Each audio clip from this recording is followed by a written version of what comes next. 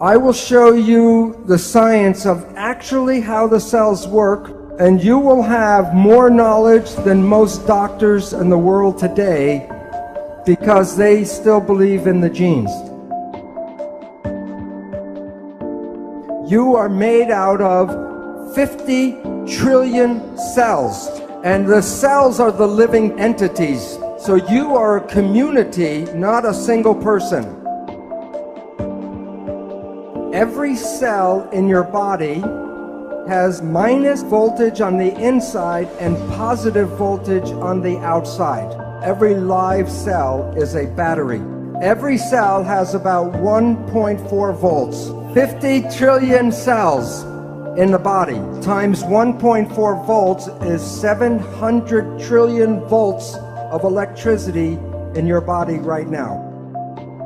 And with training and meditation, you can focus this energy called chi, and you can use that energy for healing. So while you see yourself as a physical entity, the new physics, you are energy waves interacting with each other right now.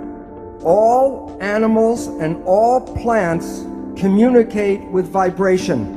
The gazelle doesn't have to go up to the lion and say, "Are you my friend?" Because at the distance, the energy could be felt and the gazelle will not go there because of bad vibes. If we, when we were young, were taught to be sensitive to the vibrations, we would not find ourselves in bad relationships and bad places. But we are usually told not to go by our feelings, but to listen to what people have to say.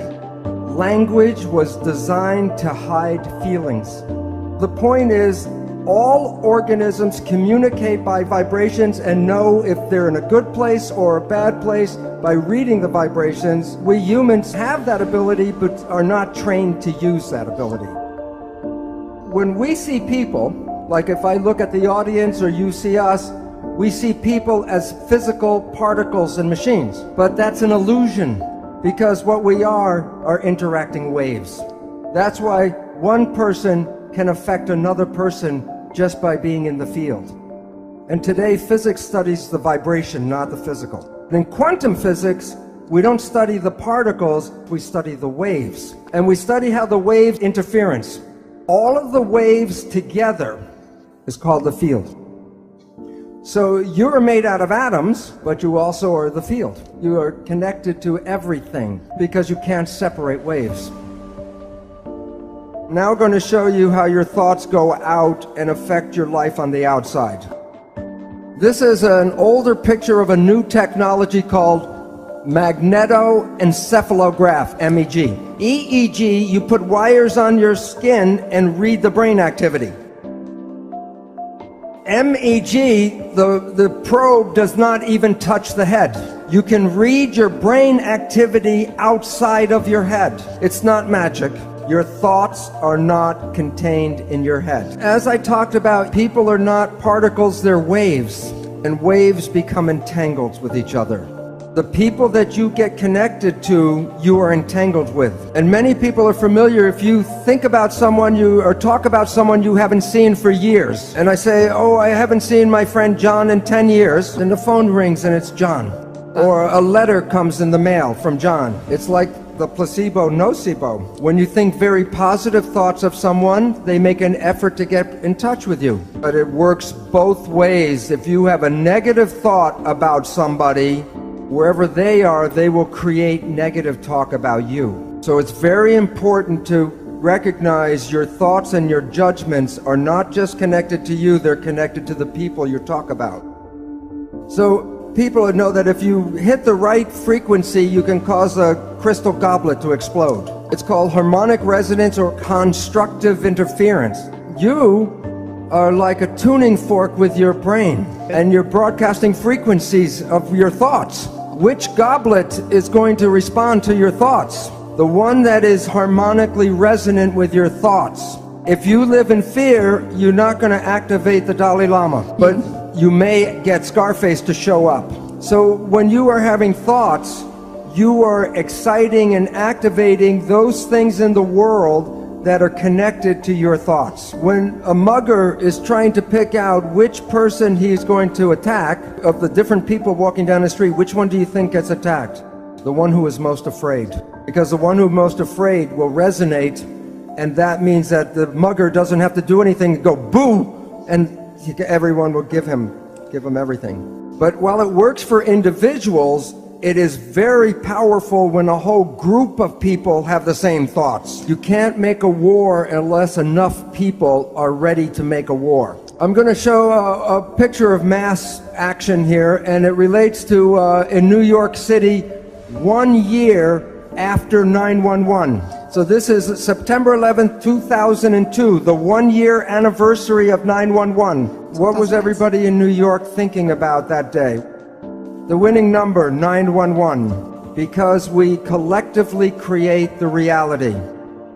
So when you look at yourself, you're not a single entity, but you are a community of 50 trillion cells. But it's important to understand the word community.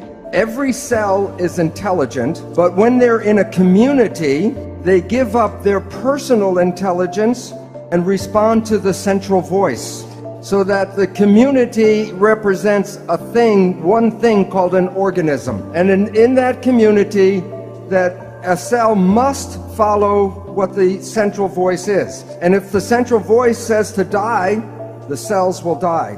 So the central voice is the mind. And I will be talking about the nature of the two parts of the mind, and why we have trouble sometimes controlling our life.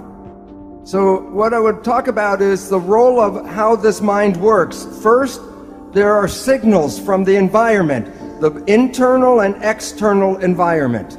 The brain, the function of the brain is to perceive the signals and then interpret those signals and then send the information to the cells to control the behavior and the genetics. So the function of the brain is perception, and from that creates the mind. Now, we have heard of something called the placebo effect, right? The placebo effect is when you have a very positive thought that something can heal you, even if you don't know it, but it's a sugar pill, but you believe it's the real medicine, then you can heal yourself with that. So the pill didn't heal you, it was the thought that healed you. Statistics reveal that 1/3 of all medical healings, including surgery, are the result of the placebo effect. Now, the issue is that the placebo effect is when you have positive thinking. What about negative thinking? And this is what medicine does not tell you, is that there is negative thinking, and it's called the nocebo effect. And in the same power that positive thinking can heal you, negative thinking can kill you.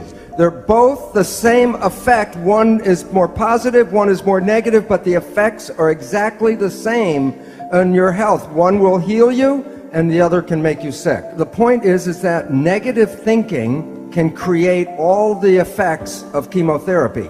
Now think about this. If a doctor tells you you have a disease, or the doctor tells you you're going to die, and you believe the doctor because he's the professional, the belief will give you a disease and can cause you to die. In the United States, in the South, there's a religious group called the Baptist Fundamentalists. And this one group works themselves up into a state of ecstasy, religious ecstasy. And they believe God protects them. And so they will work with snakes, poisonous snakes like rattlesnakes, and they will even get bitten by the snake and nothing happens to them. Now look at this though. Some of them will drink strychnine in toxic doses, and when they're in that state of belief, it does not affect them. So if you can drink toxic poison, then why do we worry so much about the toxins or the food and the air and all that? Because we have a belief that the toxins can kill us. But even though I know this, I will not drink strychnine. And why?